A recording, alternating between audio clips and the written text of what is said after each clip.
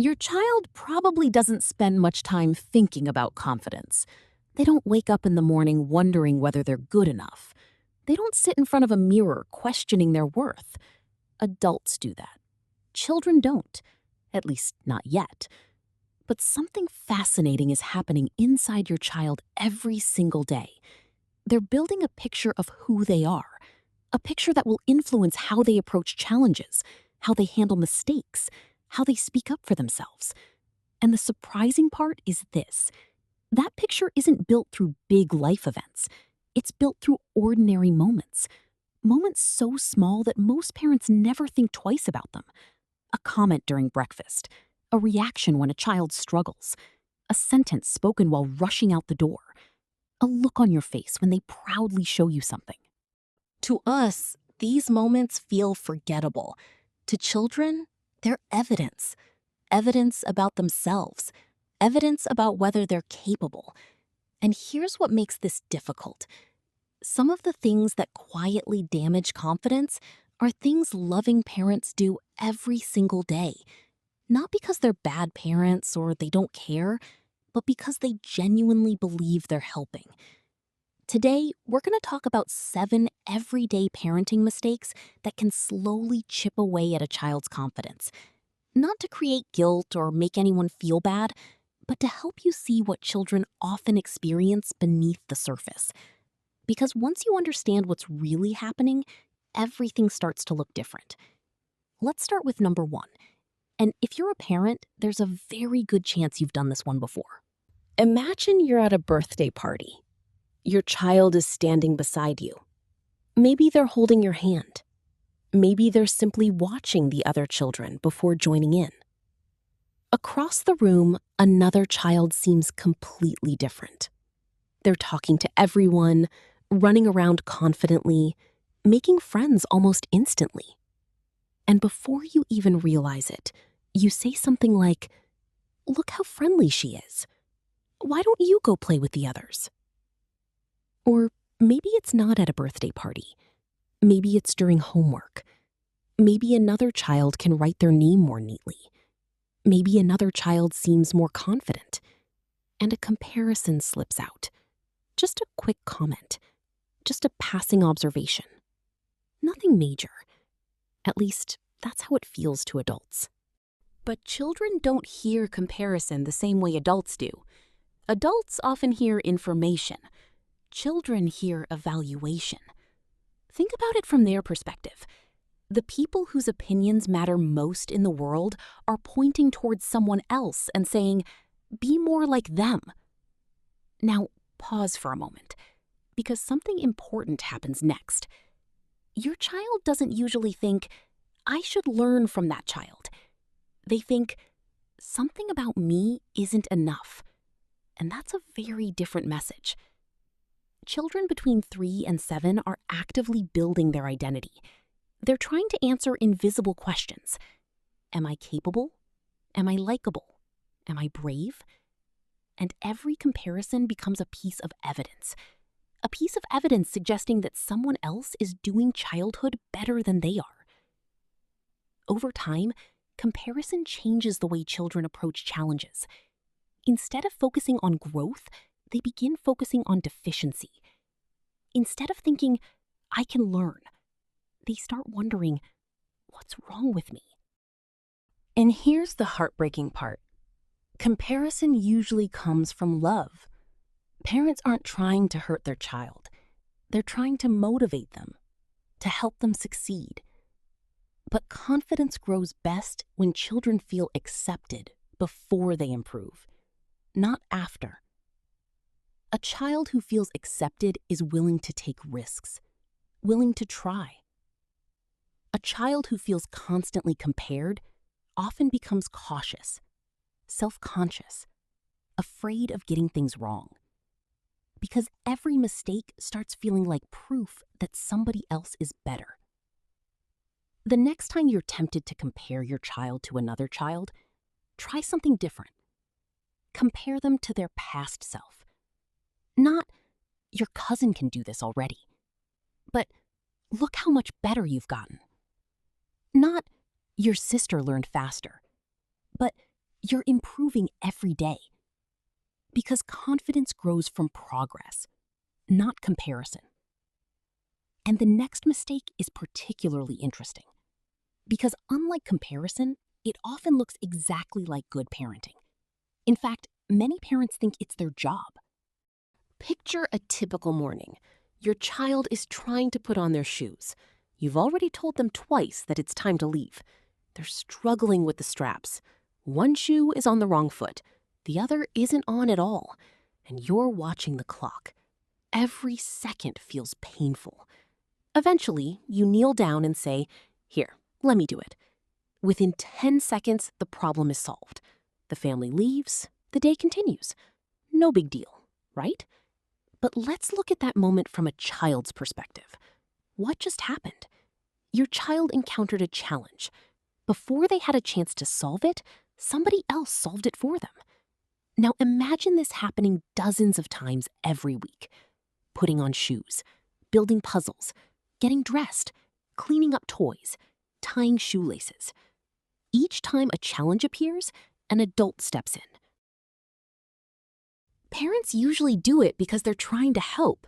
They're trying to save time, reduce stress. But confidence isn't built when things are easy. Confidence is built when children discover they can handle something difficult. Think about the last time your child proudly shouted, "I did it!" Maybe they zipped their jacket, finished a puzzle, learned to swing. Whatever it was, the pride didn't come from success alone. It came from ownership. They did it, not someone else. And those moments are incredibly important. Because every successful struggle teaches children something powerful. I can keep trying. I can handle challenges. Now, here's where it gets interesting. Many parents think confidence comes first. They think confident children try hard things. But in reality, the opposite is often true. Children become confident because they repeatedly overcome hard things. The challenge comes first. The confidence comes later. Which means every time we remove all struggle, we may also be removing an opportunity for confidence to grow. Of course, children need help sometimes. They absolutely do. But there's a huge difference between helping and taking over. Helping sounds like, "What could you try next?" Taking over sounds like, "Move aside, I'll do it." One teaches problem solving. The other teaches dependence. And over time, children begin forming a belief. Either, "I can figure things out," or "I need someone else to figure things out for me." The difference between those two beliefs can shape an entire childhood. And that brings us to the third mistake. A mistake that sounds harmless, but it can quietly become part of a child's identity. Let's imagine a scene. You're at a family gathering. Your child is standing behind you. A relative walks over and smiles. Say hello. Your child looks down. They hide behind your leg. Maybe they whisper. Maybe they say nothing at all. And before you even think about it, you laugh and say, "Oh, she's shy." The conversation moves on. Nobody thinks twice about it. But your child heard it. Now, one comment won't change how a child sees themselves. But here's where it gets interesting. Children don't hear labels the way adults do. Adults hear descriptions.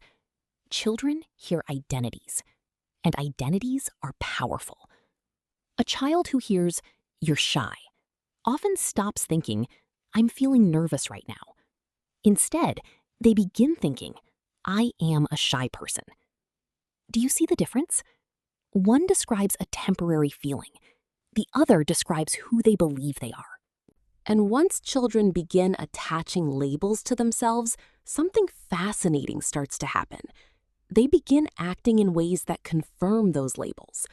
The child who believes they're shy may stop raising their hand. The child who believes they're naughty may stop trying to behave. The child who believes they're difficult may start expecting conflict before it even happens. Psychologists sometimes call this a self-fulfilling prophecy. When we repeatedly tell ourselves who we are, we often start behaving accordingly.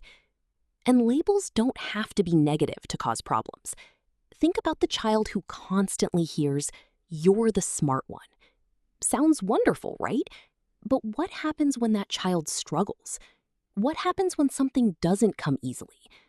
Suddenly, the challenge isn't just about the task, it's about their identity. If I'm the smart one, what does it mean if I fail? That's a lot of pressure for a 3 or 4-year-old. Children need room to be flexible, to grow, to change. Because confidence doesn't come from fitting neatly into a label. It comes from discovering that you're capable of becoming more than one. So instead of saying, "You're shy," try, "You seem a little nervous meeting new people." Instead of, "You're stubborn," try, "You really want things done your way right now." The first becomes identity. The second describes a moment, and moments change. Which brings us to mistake number 4. And this one is so common that almost every parent listening has done it, usually with the very best intentions. Picture this. Your child has been building a block tower for 20 minutes, maybe longer. It's the tallest tower they've ever made. They're proud of it. They keep looking over at you, waiting for you to notice what they've created. Then, suddenly, the family dog brushes against it, or one block slips. The entire tower crashes to the floor. And within seconds, your child starts crying. Now, from an adult perspective, it's easy to understand why many parents respond the way they do. It's just blocks. We can build another one. And logically, that's true. But here's the problem. Logic isn't what your child needs in that moment. Because to them, it wasn't just blocks. It was effort.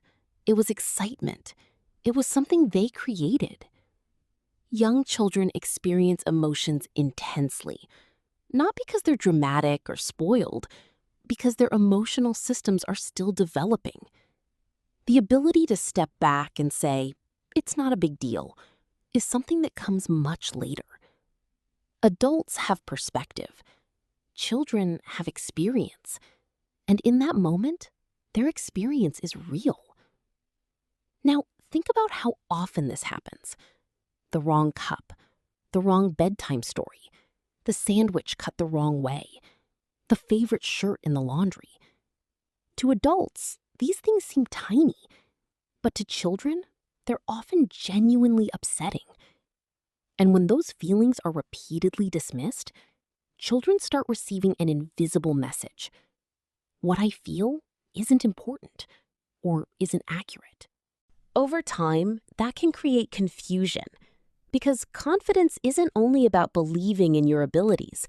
It's also about trusting yourself, trusting what you feel or experience, trusting your own internal world. Now, this doesn't mean agreeing with every emotion or allowing every behavior. A child can be upset and still have limits. But before children can regulate emotions, they need to feel understood. Notice the difference between these two responses. "It's not a big deal," versus, "Wow, you worked really hard on that tower. That was disappointing." One dismisses the feeling. The other acknowledges it. And acknowledgement is often what helps children calm down. Because being understood feels safe. And safety is where emotional confidence begins. Imagine your child is trying to learn something new. Maybe it's riding a bicycle. Maybe it's writing their name. Maybe it's a simple puzzle that's proving harder than expected. At first, they're excited. They want to figure it out. But after a few failed attempts, something changes. They look at you, not for help, for information. They're trying to answer a question. How do you feel about me right now? Most parents never notice this happening, but children are constantly reading the adults around them, especially when they're struggling or when things aren't going well. Now, imagine what happens if most of the praise arrives only after success. When the puzzle is completed, when the bicycle finally stays upright, when the answer is correct. Over time, a subtle lesson begins to form. Success gets attention. Success gets approval. And while that may sound harmless, it can create an unexpected problem. Because eventually every child encounters something difficult, something they can't master in a single afternoon. And when that happens, many children stop asking, "Can I learn this?" Instead, they start wondering, "What if I'm not good at this?" Think about a child learning to ride a bicycle. The children who make the fastest progress aren't usually the ones who never fall. They're the ones who aren't afraid to. They climb back on, try again, learn, and little by little they improve. But when a child becomes overly focused on success, every fall feels different. It's no longer part of the process. It starts feeling like a verdict. That's why some children become surprisingly reluctant to try new things. Not because they're lazy or they lack confidence, because they're trying to protect the confidence they already have. They would rather avoid failure than risk looking unsuccessful. Now, this doesn't mean praise is bad. Children need encouragement. They need recognition. But they also need to feel that their efforts matter. The question is where the spotlight goes. Imagine two different responses. A child spends 15 minutes trying to zip their jacket. Eventually, they manage it. One parent says, "Good job, you finally got it." Another parent says, "I noticed you kept trying, even when it was frustrating." The first response focuses on the result. The second focuses on the process that created the result. And that's important because effort is repeatable, and so is persistence and curiosity. Success isn't always. Some days children will succeed. Some days they won't. But if they learn that effort still has value, they become far more willing to tackle difficult things. And that's where genuine self-belief begins. Not in getting everything right, but in trusting that they can keep going when things aren't easy. Before we finish, there's something important to remember.